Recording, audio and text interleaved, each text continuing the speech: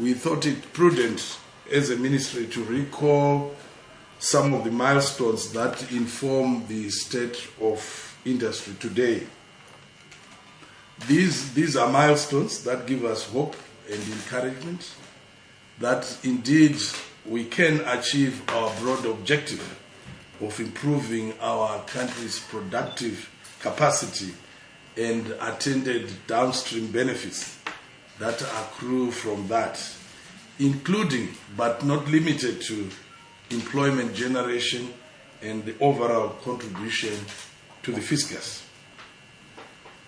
You will recall that government, through my ministry, continues to implement specific policy measures and strategies to facilitate industrial development and also to refocus the productive sectors of the economy towards export orientation.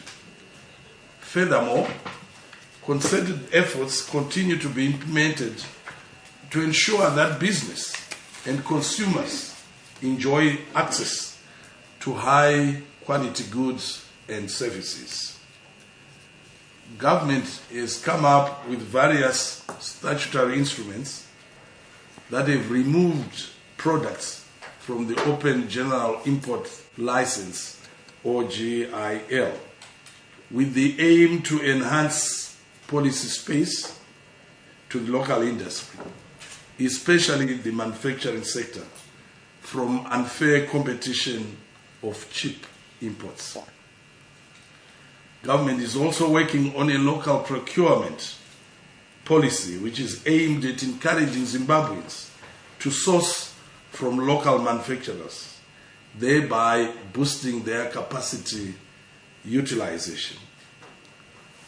The Ministry of Industry and Commerce of goods to fill the gap when local production does not meet the national demand, in an endeavor to avoid shortages on the local market and also to allow consumers diversity to other imported products.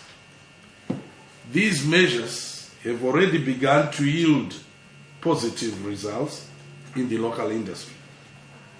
The main purpose of the statutory instruments is to promote the revival of our local industries in line with Zim assets. Recently, the impact of the statutory instruments indicate gains in capacity utilization, in employment, as well as in investment.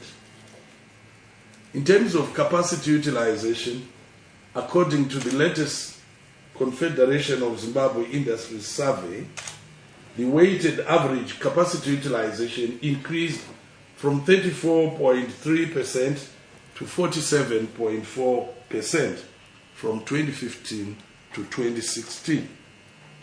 This increase was experienced across sub-sectors such as dairy, manufacturing, furniture, baking, food processing, iron and steel making, battery manufacturing, pharmaceuticals, packaging, milling, label supplies, fast-moving consumer goods, and the bedding sector, among others. I'll go some of the statistics for various sub-sectors in terms of capacity utilization.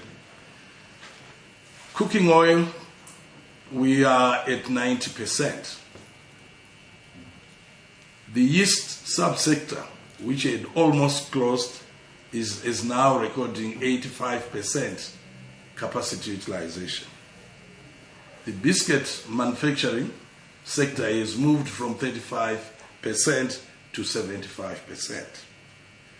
The furniture sector from 45% to 70%. The detergent industry has moved 30% to 60%. We have also experienced a figure of around $200 million investment in the cement industry as a result of support measures. We have also witnessed phenomenal growth in the dairy sector.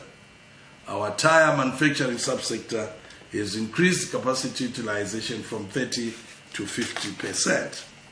Now, there are a number of companies in these sectors which have